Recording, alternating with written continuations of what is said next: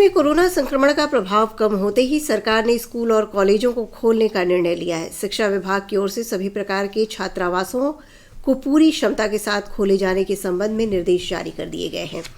8वीं तक की कक्षाएं 50% उपस्थिति के साथ चलाई जा रही हैं, जबकि इससे ऊपर की कक्षाएं पूरी क्षमता के साथ संचालित हो रही हैं। स्कूल खुलने के साथ ही शैक्षणिक सरगर्मी शुरू हो गई है। स्कूलों में रौनक लौट आई है। स्कूल खुलने पर बच्चों में खुशी जाहिर की है।